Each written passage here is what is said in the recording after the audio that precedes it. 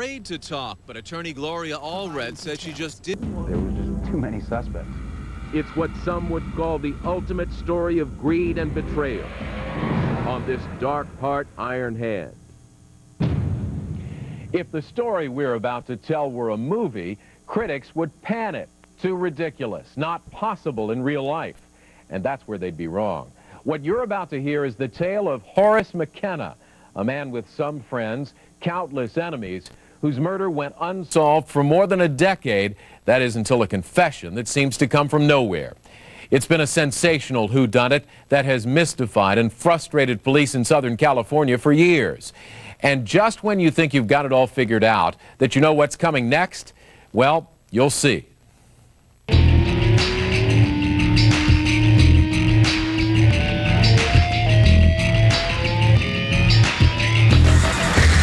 Virtually everyone who visits Los Angeles leaves LAX and passes by this huge marquee with quadruple X's and nude dancers. There's a lot of money in it. Some say thousands, some say millions. Most people suspect that these clubs are full of prostitutes, full of druggies, full of gamblers, and the allegations in this case make it sound like all of those things are going on. And the quintessential player in this seamy world of strip clubs was Horace McKenna. By the late 80s, he was one of the richest, most successful businessmen in the Los Angeles scene, with an empire of clubs that reportedly grossed $2.5 million a year. McKenna was a man who lived dangerously large. My father's lifestyle, good old-fashioned, live hard, die hard, sex, drugs, and rock and roll. He liked all that flamboyant lifestyle. I think that's what got him into trouble.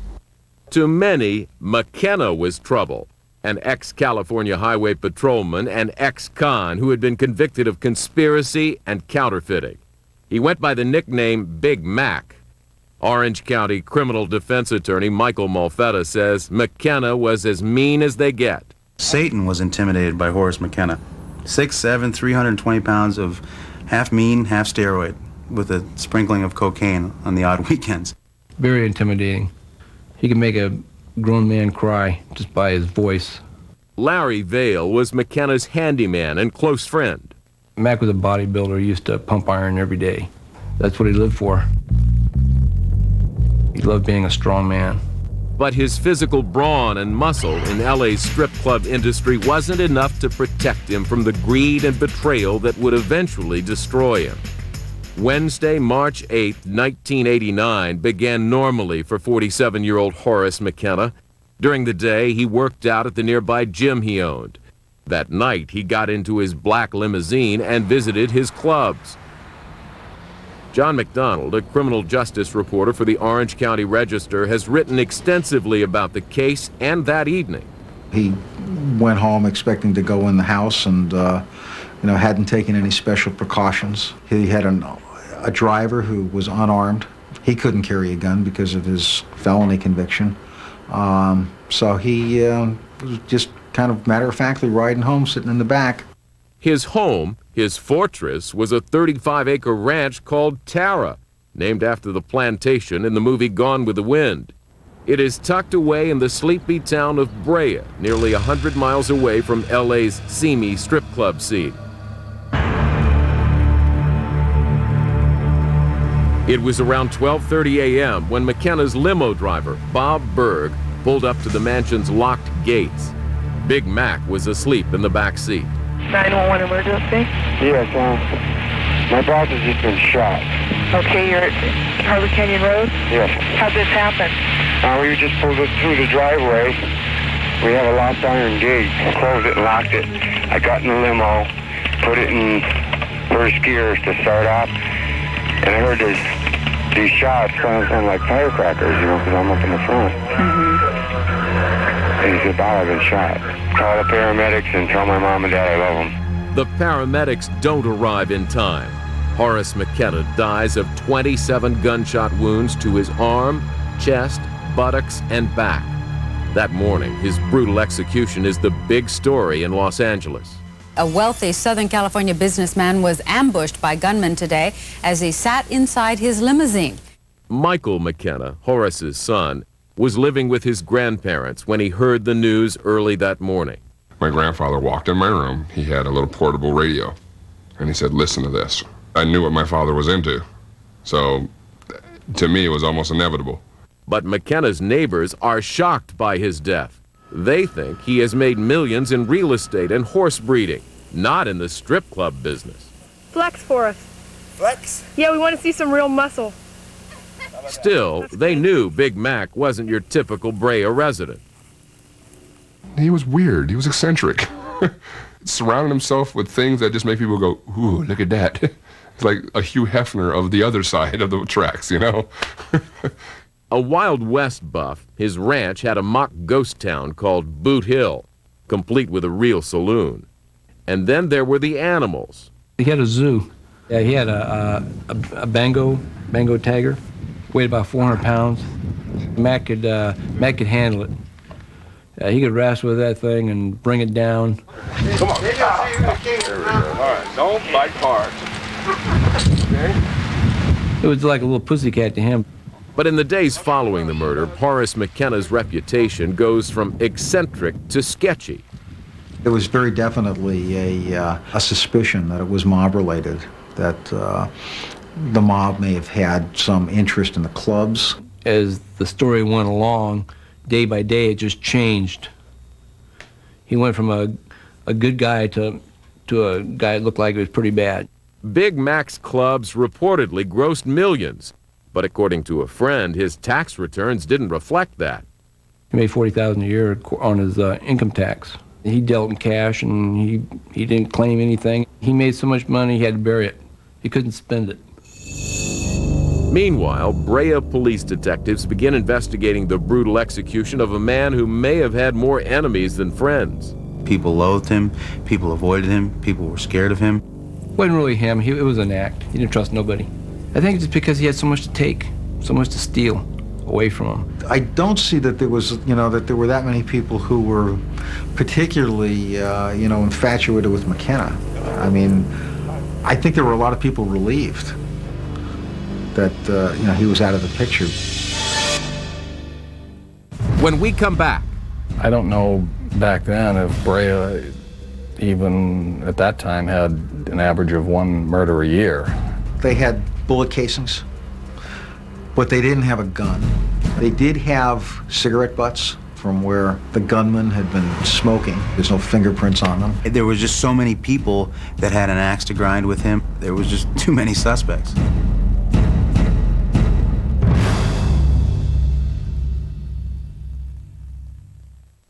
Extreme obesity threatens their lives. Can radical surgery save them? MSNBC investigates The Last Chance. Tomorrow at 9 on MSNBC.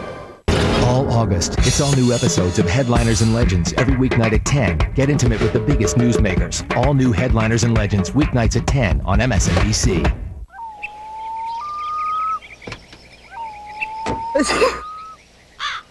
Yesterday, allergies took you out of it. Today, Allegra can help bring you back. Only Allegra has fexofenadine for once daily relief for people 12 and older. Side effects include headache, upper respiratory tract infection, and back pain. Call your doctor now for more information. Allegra, enjoy your world.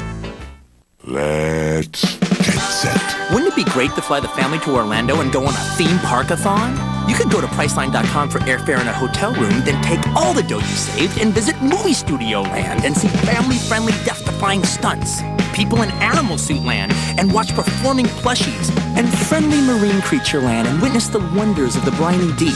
And then, if the super smart dolphins ask you how you did so much and spent so little, you'd say it's called the wonderful world of discount. Join in as MTV looks back at 20 years of stars and scars on the face of pop culture. It's MTV 20 Live and Almost Legal. Catch all the amazing live performances, classic MTV moments, and superstar guests at the party of the year. Don't miss MTV 20 Live and Almost Legal, August 1st at 8 p.m. 7 Central, only on MTV. Brought to you locally by Carl's Jr. Big, juicy, charbroiled burgers. Without us, some guys would starve. The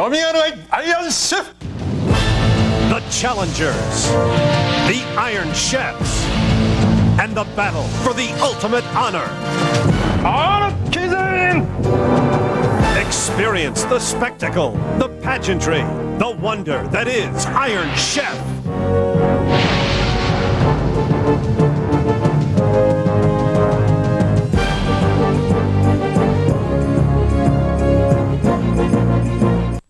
On Headliners and Legends. What would you do if your son was murdered? I don't know who would do this to a 6-year-old child. John Walsh launched a crusade. When the going gets tough, you gotta go deep, dig in. See how one man overcame tragedy and changed the way we track down America's most wanted. I wanted to make sure this old boy didn't die in vain. John Walsh on Headliners and Legends. Tonight at 10, only on MSNBC.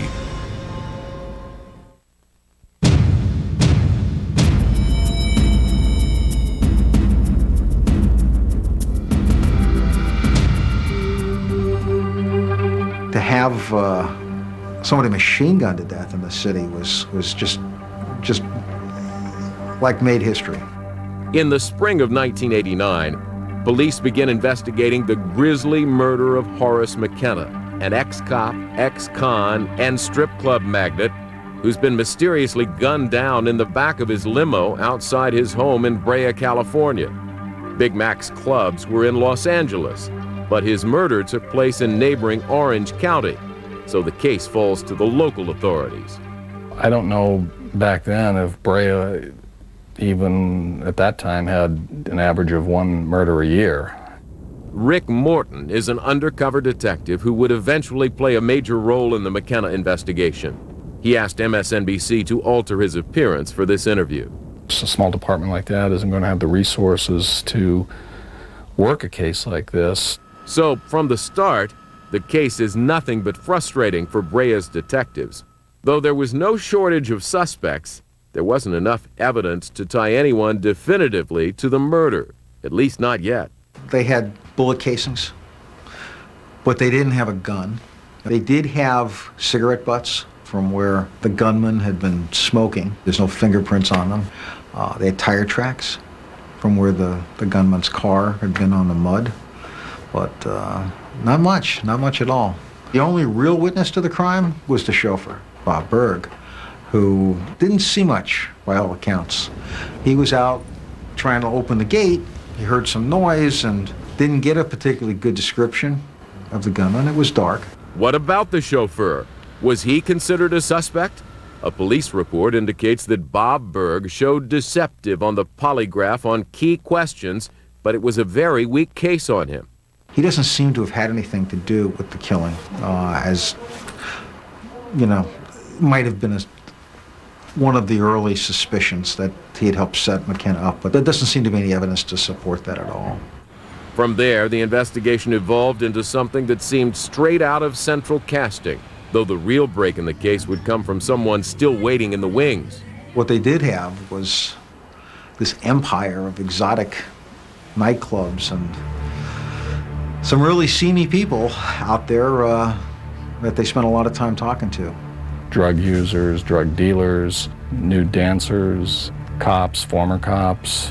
These people didn't want to talk and say anything that they knew or had heard because of the fear something would happen to them if it got back to the people in the clubs that may have been involved. And when associates of McKenna's do talk, their leads overwhelm police. And there was just so many people that had an axe to grind with him, that had a bone to pick with him, that had some sort of nefarious activities with him, that there was just too many suspects. That's just way out of their league, way out of Brea's leagues. Michael McKenna was 24 when his father died. He claims the Brea PD was incompetent and insensitive in its investigation, starting with his first meeting with Detective Grant Gullickson right after the murder.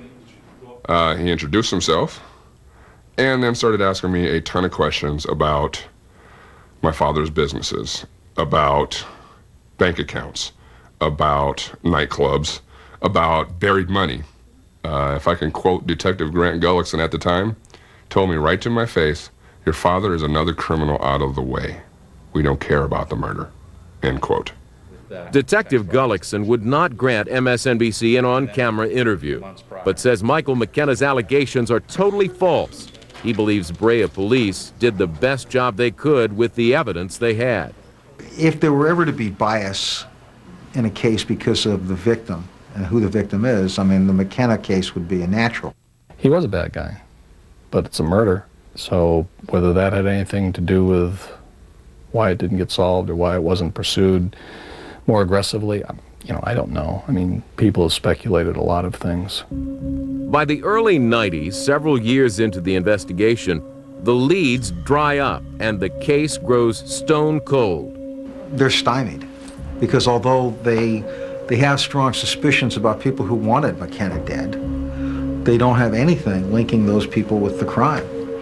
And that's kind of a void. It's like Mayberry, California. I knew nothing was going to happen murder investigation-wise. Why should Brea take up all their own resources trying to find the murderer? Let's just write it off. We'll tell them we tried. The Brea Police Department says it didn't write off Big Mac's murder, but that the investigation waned because no one would talk.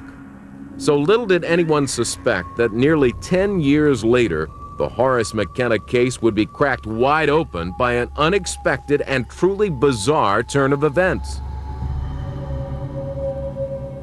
When we come back. All right, I told him everything. Why for 10 months? And I'm sure not happy about it, but here's the bottom line. It just doesn't happen in very many cases where the actual trigger man comes out to help the police.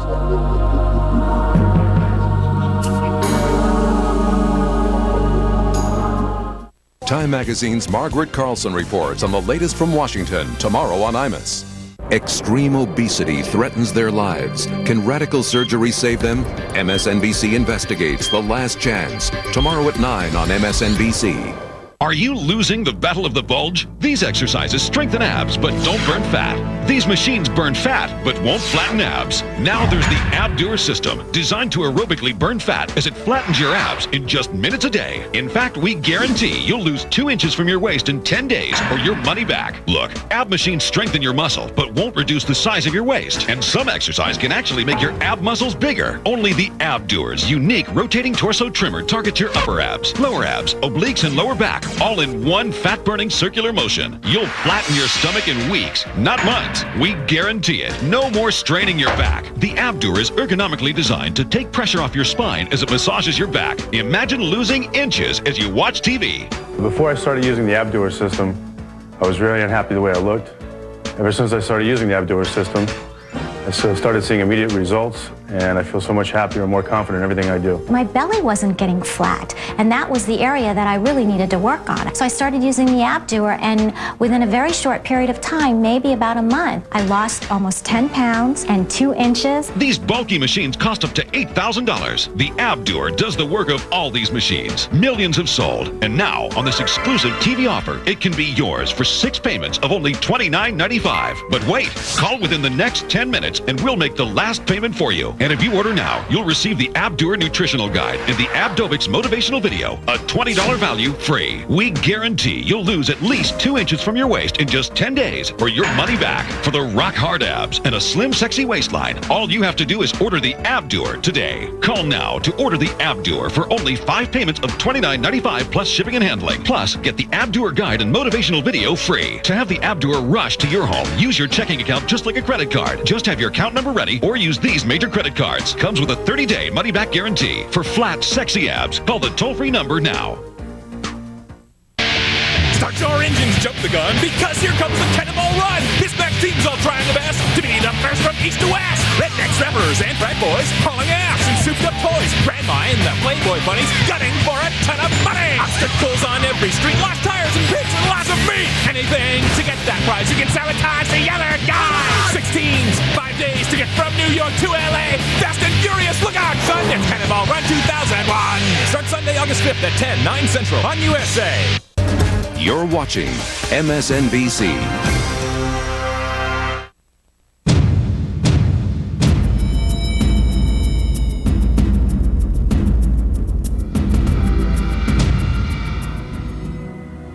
It's 1997, 8 years after the gangland-style execution of strip club owner Horace McKenna in his limousine, his hulking body riddled with 27 9mm bullets. 911 emergency? Yes, my boss has just been shot.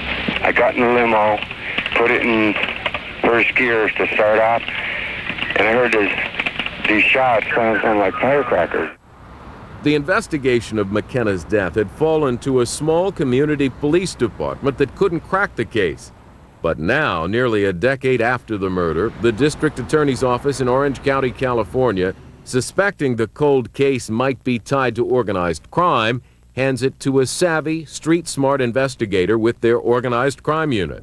Rick Morton has a hunch he can solve it, if only he can get it jump-started and tie up all the loose ends. People had never been interviewed, leads that hadn't been followed up, or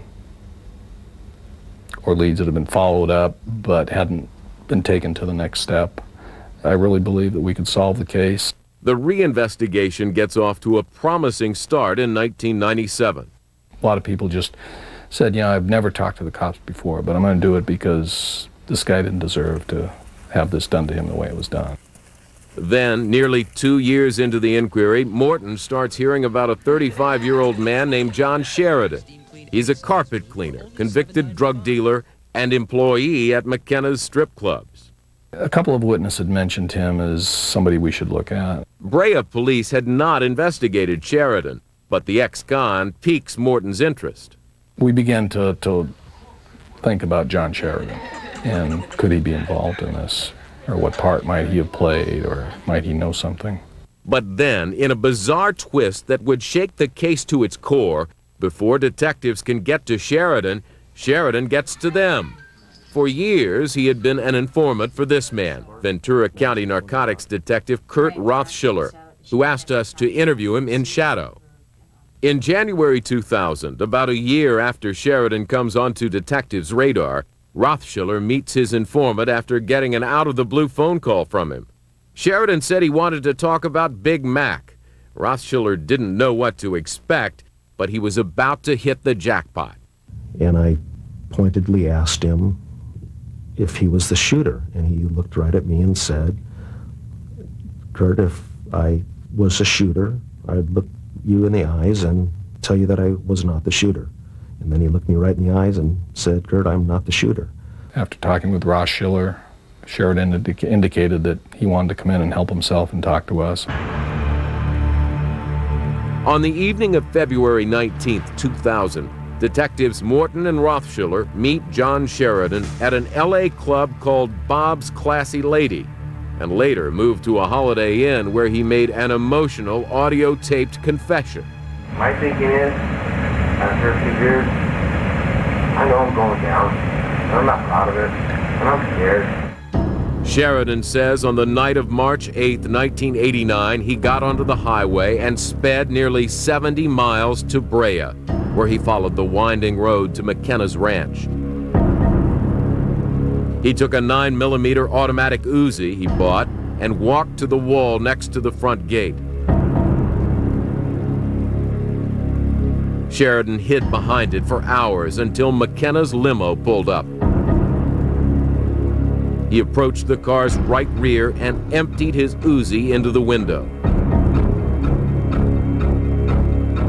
One of the rounds went off. And then when they were done, what I heard was the guy said, I've been shot. And I never heard the next thing, but I heard about it afterwards. And the guy said, come along, Dad, I love him. I was with Dad for a long time. It was obvious that he was reliving some of it as his emotions came out. It was a side of him that I had never seen. But John Sheridan says he wasn't acting alone. He claims he was hired to kill Horace McKenna by two people police had suspected for years, and their motives will lead detectives back to the days when Big Mac straddled both sides of the law.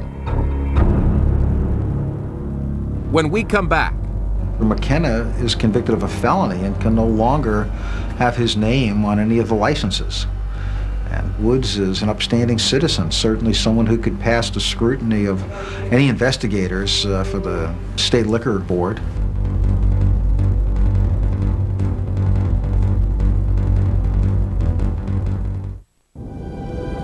Once, when you took on a job, you did the job, start to finish. At Siebel, we make application software that lets you give your customers personalized service. We know it works because we track our own customers to make sure they're successful. No one asked us to follow up. No one had to. It's our job. Siebel, good service is good business. You probably wouldn't know it by looking at me now, but I used to have a hair loss problem. Whether you're just starting to thin or experiencing advanced hair loss, Hair Club has an option that's right for you. Call 1-800-HAIR-CLUB now for this free booklet. So what are you waiting for? Go ahead and make the call, because after all, you can't hit a home run if you don't get up to bat. If you'd like to get more hair, call 1-800-HAIR-CLUB today. AT&T Broadband keeps you connected with programming, offers, and more. Look what we're bringing you this month. HBO always delivers unbeatable entertainment, from top movies to the most talked about originals. And in September, Tom Hanks, Steven Spielberg, and HBO proudly present the epic miniseries event, Band of Brothers. Get free installation upgrade when you order select AT&T digital value packages with HBO and get the extra channels at no extra cost. AT&T Broadband. We're keeping you connected. Mother, wife, you ain't seen nothing yet. Order AT&T at Home, the cable internet service that makes dial-up obsolete. I'll redecorate Katie's room. Lightning speed means infinite possibilities. Zebra. Yeah, zebra. And when you order now, you'll get this special offer. Visit attbroadband.com or call today. Then hop into an online salon for a live demo and a hot look. Supermodel? Yeah. Why not? So get AT&T at Home from AT&T Broadband today. 10 on Headliners and Legends. What would you do if your son was murdered? I don't know who would do this to a 6-year-old child. John Walsh launched a crusade. When the going gets tough, gotta go deep, dig in. See how one man overcame tragedy and changed the way we track down America's most wanted. I wanted to make sure this old boy didn't die in vain. John Walsh on Headliners and Legends. Tonight at 10, only on MSNBC.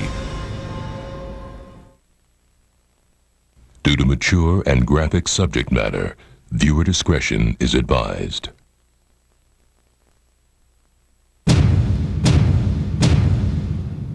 At the center of any criminal investigation is a dark heart and the iron hand of justice. More than a decade after an ex-cop, ex-con, strip club magnate was murdered in what police thought had been a mob hit, a bizarre confession breaks the cold case wide open. A 35-year-old carpet cleaner and club DJ with no mob connections steps forward and says he killed Horace McKenna. Why would he admit to what had been an unsolved mystery? And just how far would he go to bring down the others he says were involved? Hollywood couldn't have come up with the twists and turns about to happen in this story. A lot of rounds went off. And when they were done, what I heard was the guy said, "I've been shot."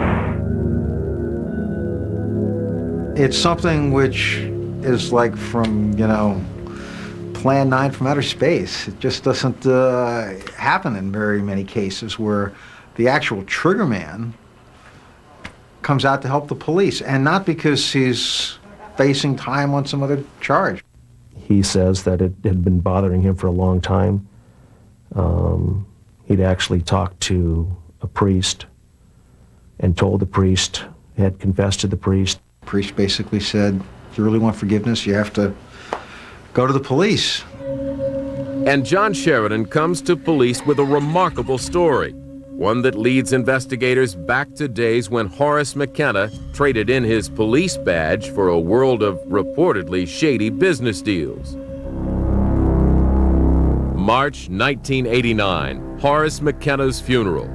There's a massive turnout, but oddly to some, there's one mourner missing. Big Mac's business partner and former California Highway Patrol partner, Michael Woods. the legal owner of several of McKenna's clubs. These businesses belonged to him alone now that McKenna was dead. I asked about Mike Woods, and they said he was in Florida. He was out of town. I thought, gee, he's never gone. Why, it's funny this happened when he was, when he was killed. Horace McKenna and Michael Woods had a long history. It began in 1968 when McKenna, a former Vietnam serviceman, joined the California Highway Patrol. He and his partner, Woods, cruised the streets of the glitzy Sunset Strip. McKenna had a reported reputation for making big drug busts, but was not considered a model officer. He seems to have sort of gotten very involved with that scene, with the exotic bar scene, and it appears that he got in trouble because of it. There are always people out there on the other side, on the dark side, that are going to try to make friends with the cops and try to suck you in. In Horace McKenna's case, I think it was greed, and he wanted that life in the fast lane, that lifestyle. He liked that. In 1972, McKenna resigned from the force with a back injury after 4 years of service, but remained friends with his partner, Michael Woods. Now, Mac needed a new line of work. He was dating a girl that owned a club, Let me help you out. Let's make me a partner. And it went from there. He certainly, wasn't the all-American guy. He was a criminal and had been involved in a lot of criminal activity. 3 years later, in 1975, the squeaky clean Michael Woods retired from the Highway Patrol, also with an injury to his back. But in 1976, Big Mac and Woods become partners again. This time, they opened the Jet Strip Club near Los Angeles Airport. It's perfect timing, since McKenna will soon be convicted on conspiracy and counterfeiting charges. McKenna is convicted of a felony and can no longer have his name on any of the licenses. And Woods is an upstanding citizen, certainly someone who could pass the scrutiny of any investigators for the State Liquor Board. McKenna soon headed to prison to serve 4 years for his crimes. After his release in 1980, McKenna reportedly reaped about 70% of the profits, and Woods received the rest. Woods was a paper owner or a front for him, but it was McKenna that made the decisions. He expands and gets more clubs and puts together an empire. The suspicion has always been that he got the money to do so through illegal activities, through drugs, through prostitution, through gambling. And that's how he managed to amass the fortune he did. By the mid-'80s, McKenna was reportedly the unofficial owner of as many as 9 clubs, with Woods the paper owner of several. I think Mac trusted Mike Woods only because he had to. I think that Mac felt as though he was stealing. He sent me down to the club one time because money wasn't coming in the way that it should have been coming in. In 1998 police interviews with club employees, one longtime manager said that Woods was skimming money from McKenna. It was probably kind of a strained relationship, since McKenna, by all accounts, was the one who ran everything, and yet Woods wanted to run things, and he legally owned everything. There was so much animosity between both of them that one would think that you're snitching on them or tattling or something. Either you're Mac's friends or you're Mike's friends. Horace McKenna reportedly can't stand one of Mike's friends, his bodyguard, David Amos, a British boxer and aspiring actor, nicknamed English Dave. David was very close to Michael, respected Michael. Michael trusted David. In a world where not that many people can be trusted, I think Horace McKenna was put off by David Amos. There was a little bit of jealousy, I'm sure, because Amos was a good-looking guy. All the girls loved him. People have told us that Mac didn't like David Amos being in the position he was in. Big muscle guy that Mac believed Woods was bringing in to replace him. By 1987, Woods and McKenna were reportedly at major odds over almost everything. And a tax fraud investigation of McKenna and the clubs was causing major clashes in an already volatile relationship. McKenna would be intimidating Woods or yelling at him. I believe some witnesses have talked about some simple assaults that may have occurred. The fights reportedly intensify. In 1989, just weeks before McKenna's death, Woods and Big Mac have their biggest blowout ever at the Jet Strip. The subject? Bouncer David Amos becoming management at the clubs. The fight was over Woods wanting to hire English David Amos, and McKenna wanted nothing to do with it. McKenna reportedly wanted to fire English Dave. George Sensenbach, Horace McKenna's good friend, was present during the fight. And in a preliminary hearing last March, he explained what happened next. When they were all done arguing, Mac stomped out and left Mac and I in the room alone. And that's when he said, "I'll kill him." Did you tell Horace McKenna about this threat? I regret to say that I didn't tell him, no.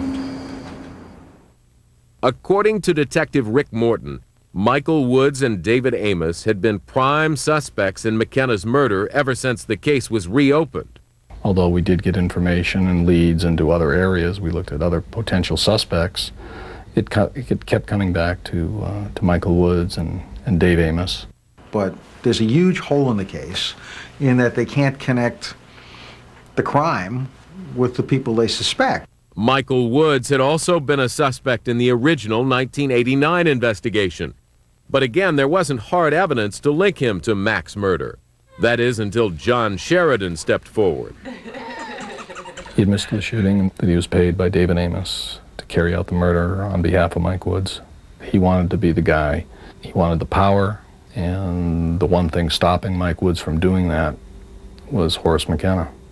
John Sheridan declined to be interviewed by MSNBC, but in an audio-taped confession, he told police that it all began in July 1988, when he ran into David Amos at a Sizzler steakhouse. As they were eating, Amos asked him a bizarre question. For 20 grand, you know, somebody else would take somebody out. He didn't name the guy's name, and then I realized you want somebody killed. And Sheridan agrees to try to find somebody for him, then decides to do it himself. He respected and looked up to David Amos and didn't want to disappoint him. He dealt with Amos, Amos dealt with Woods. Sheridan says soon after, Amos hands him a $5,000 advance for the $25,000 job. He confirms exactly who the target is. There's a meeting where McKenna comes into the club and Amos goes and puts his arm around him so that Sheridan will know who it is he's supposed to kill. He says he got a lot of pressure. And then he felt it got to the point that he had no choice because Amos had told him that if he didn't do it right, he'd be killed. The night of March 8th, 1989, John Sheridan says he was drinking at a bar and got paged by David Amos with an urgent demand.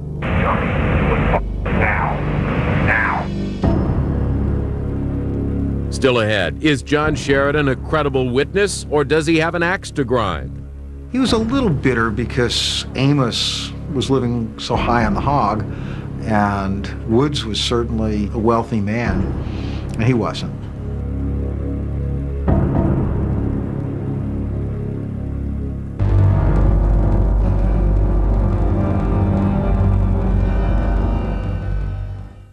Tomorrow, it's your life that could be on the line, and self-exams are supposed to save it, fight breast cancer. But do they? NBC Nightly News tomorrow. Do you need to learn how to operate a computer? Hi, I'm John Scherer, CEO and founder of Video Professor. Seems like everywhere I go these days, somebody's recognizing me as the Video Professor. Well, that's because we've been teaching people how to run computers for over 14 years now. You know, our product is quick and it's easy to learn with, and you can try it for free. You know, over the years, millions of people have learned how to operate their computer using our product. We get happy letters every day from people thanking us. Violet from Alabama writes, "Your lesson make using the program seem so simple that even I can use it." Janet from California writes, "Your tutorials have opened up the world of computers to me at last. But the most rewarding thing for me is having people stop me on the street and telling me how easy it was to learn with our product. They had tried expensive classes, they tried big thick manuals, they couldn't get it. If you just want to learn how to run a computer once and for all, save yourself a lot of time and energy, try our product Let me show you how simple this is.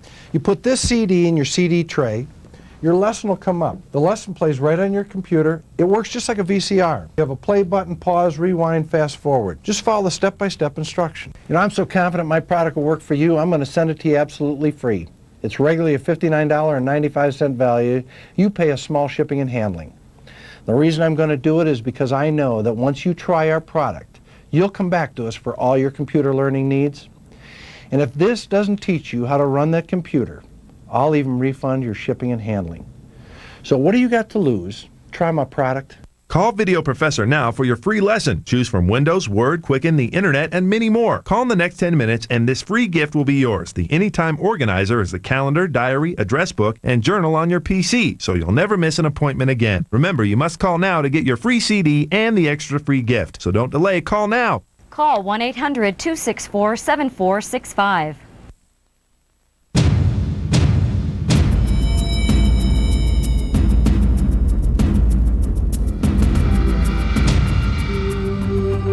February 2000. In a tape-recorded confession at a Los Angeles Holiday Inn, John Sheridan tells detectives that in 1989, he gunned down Horace McKenna. He also says that McKenna's former business partner, Michael Woods, was the mastermind of the hit, and that Woods' associate, David Amos, was the middleman.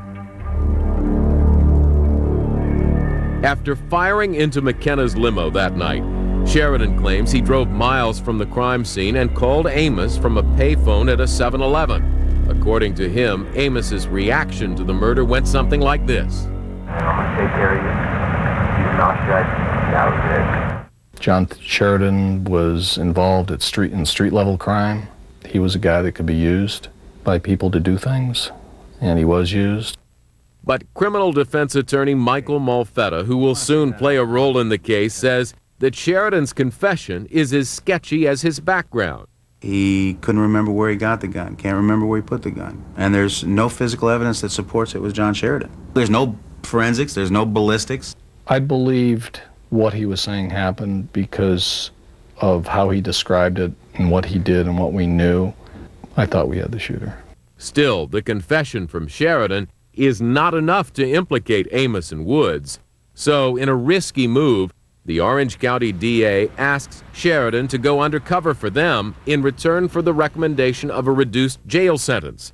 Sheridan would serve between 16 and 18 years for voluntary manslaughter rather than life for murder.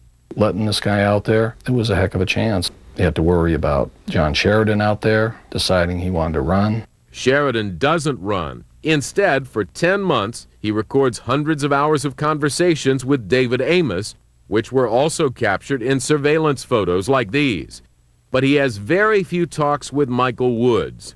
In one meeting, Amos allegedly pays Sheridan an additional $3,000 for killing McKenna.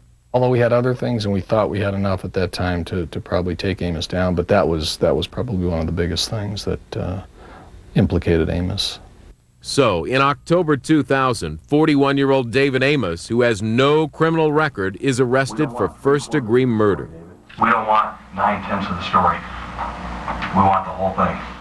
In this police videotape, investigators confront Amos with the evidence Sheridan has allegedly gathered against him. We can play parts of the tape. We can walk Johnny in, and I mean he'll tell you that he's laid everything out for us. Do you not believe us? Do you think we're bullshitting? I'd rather hear from Johnny. In a surreal move, police usher in a nervous John Sheridan, who confronts Amos. All right, I told him everything, David. Wanted to wire him 10 months. Fair enough. And I'm sure you're not happy about it, but here's the bottom line. Mike's been you, he's been you from day one. And, you know, if you ride this beef on your own, you're gonna go down hard. And Mike's gonna be he doesn't give a nobody, and you know that. And you got room to save yourself, David. Do it, because I know from day one when all this was coming down, Mike would have pinned it on us. He would have. That's going to be his story. I know it's kind of hard for you to trust me, but it's the truth. They want Mike. I couldn't get him. You can get him. He wasn't happy. He was very concerned. I don't think he was acting then. He had that look of a defeated man. Your statement is free and voluntary? Yes. Hours later, Amos, in the presence of an attorney, tells police that Michael Woods asked him to have Horace McKenna killed. And so what did he tell you he wanted done? Mike Woods told you he wanted Mac killed. Amos says Woods paid him $50,000 for the job and that he hires John Sheridan to do it. He tells police that back in 1989, in the face of a major tax fraud investigation of McKenna and the clubs, Big Mac, who reportedly did drugs, had become impossible to deal with. He was getting more messed up and more messed up. Instead of messed up, okay, messed up, okay. It was messed up, messed up, messed up, like, okay, messed up. Yeah. The way Mike explained it, it was getting worse and personal with him. Things he would say. Some stuff in particular. What he was going to do to Mike's daughters. You know, I don't remember how he told me, but he got me alone and he told me he's got to go. You know, you in danger, my kids are in danger. Over a period of time, because it doesn't get done, Woods becomes more insistent and brings it up 2 or 3 times a week and begins offering him a percentage of the clubs. And it increases until it gets up to 40% is what he got. I just agreed to do it because I believed it needed to get done. Okay. But as time went on and it wasn't done, Mike got a little desperate and started throwing things out there. He explained how Woods had been like a father figure to him when he'd come over as a young man from England. A lot of my education, if you will, was from Mike. And I felt, listen, Dave, you know, this is the way you do it. You shut up, you lie to the bitter end, you say nothing. But some say Amos and Woods, in yet another bizarre turn to this L.A. tale, then proceed to make what might be considered a celluloid confession. When we come back. We're dealing with people with enough money and power to do anything they want.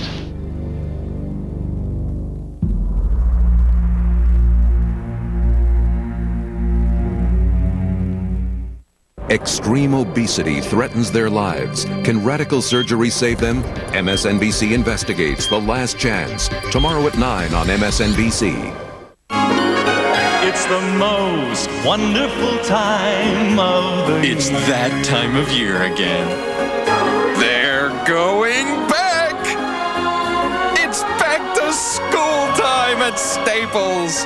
Over 7,000 supplies at guaranteed low prices. It's the most wonderful time of the year. Staples. Yeah, we've got that. Hi, Mr. and Mrs. Miller. How's the vacation planning going, Dad? Great. Just the two of us. No kids, no house, no worries.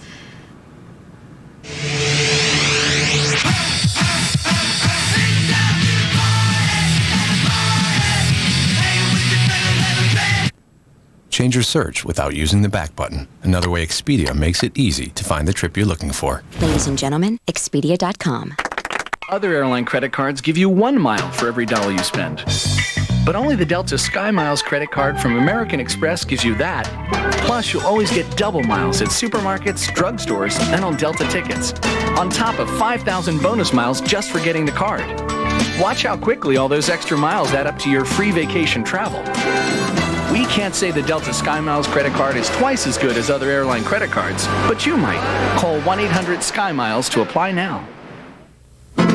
Your typical airline credit card gives you 1 mile for every dollar you spend. But only the Delta Sky Miles credit card from American Express gives you that. Plus, you'll always get double miles at gas stations, home improvement stores, and on Delta tickets, on top of 5,000 bonus miles just for getting the card. Watch how quickly all those extra miles add up to your free vacation travel. The Delta Sky Miles credit card, faster than your typical airline credit card. Call 1-800-SKY-MILES to apply now. Tonight at 10 on MSNBC. What would you do if your son was murdered? I don't know who would do this to a 6-year-old child. See how John Walsh changed the way we track down America's Most Wanted, headliners and legends. Tonight at 10, only on MSNBC.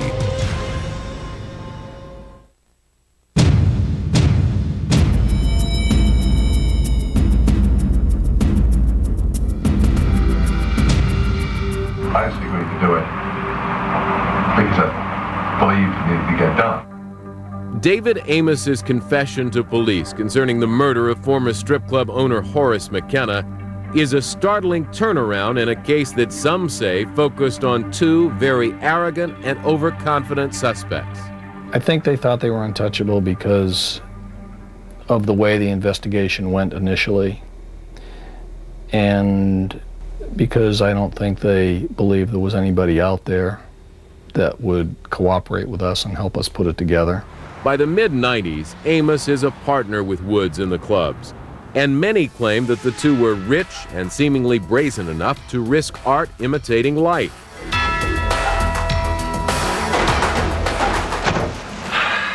We're dealing with people with enough money and power to do anything they want.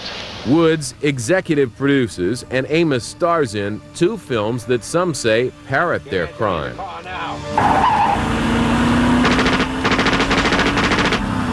In the low-budget Flipping, Amos plays a gangster who, with his cronies, takes control of an LA crime syndicate run by a violent, maniacal boss who's not unlike Horace McKenna. Pull the trigger!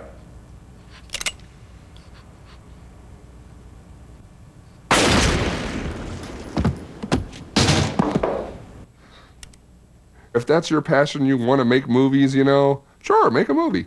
Don't make a movie about a murder you actually did. It's almost like waving a red flag in front of the police saying, prove it. Michael Mulfetta, who is part of David Amos's defense team, says the connection between the movies and real life is pure fiction. It's just a movie, and he's just an actor, and not an awfully good one. But in real life, by October 2000, after being confronted with John Sheridan's undercover evidence against him, Amos agrees to wear a wire to implicate his business partner, Michael Woods, in the murder. I don't think there was any loyalty to Mike Woods. Amos had recently discovered that Woods had embezzled a large amount of money from him in the clubs. If it goes so far as you get arrested, I will have the business pay for your legal expenses. You know, and this is between you and I, and the business will loan you the money based on your shares of stock. Soon after the meeting, police apprehend 58-year-old Michael Woods, who also has no criminal record. Under arrest for the murder of Horace McKenna, conspiracy to commit murder. Here in Dragoon Jail, David Amos, John Sheridan. In pretrial hearings, Woods has pled not guilty. He and his lawyers declined to be interviewed for this broadcast. But his attorneys have been quoted as saying their client had nothing to do with the crime.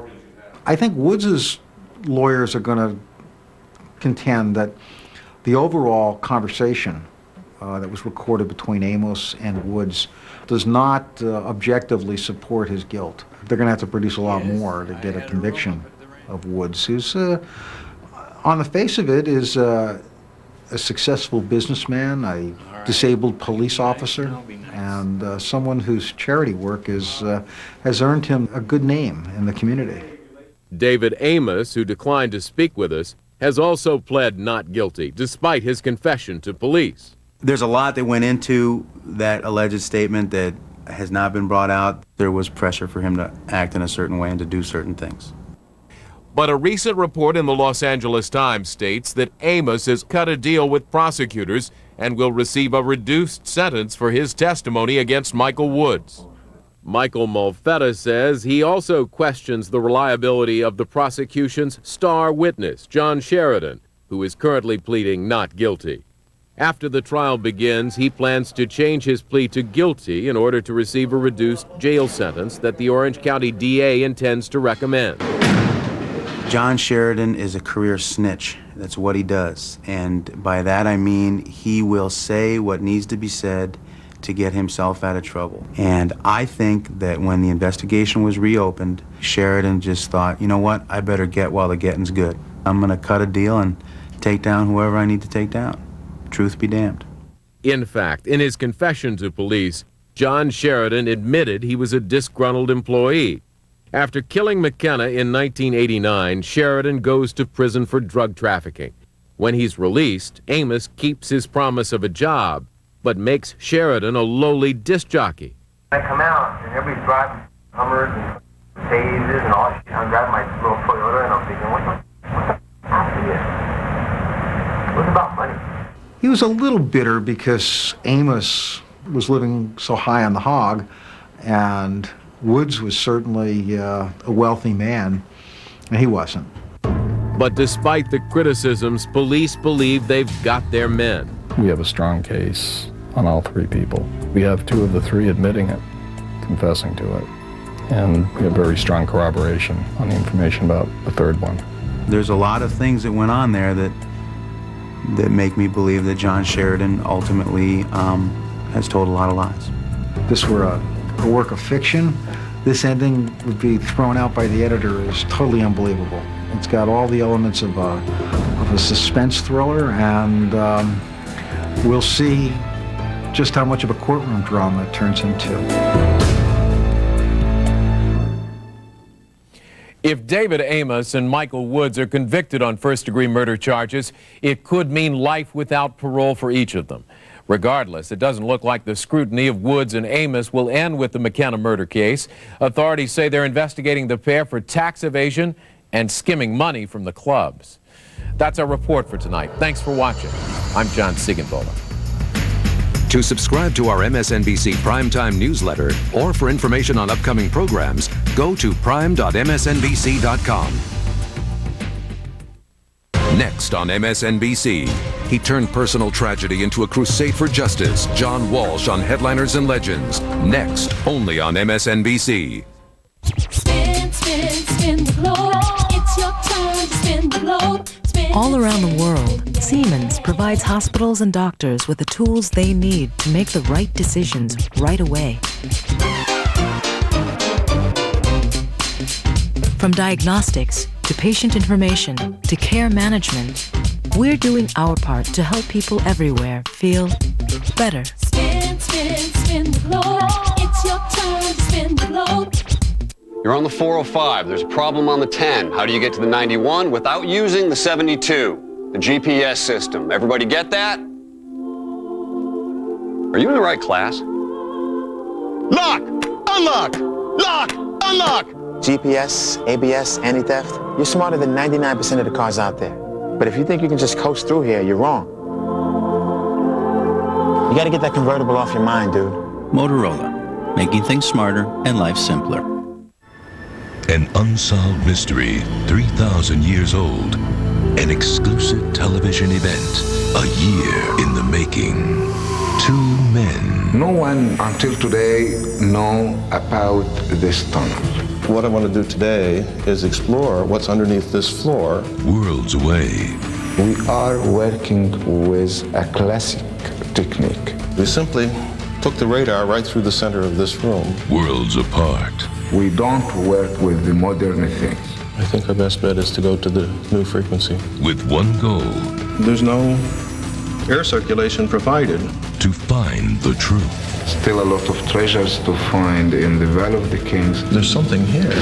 The search for King Seti's treasure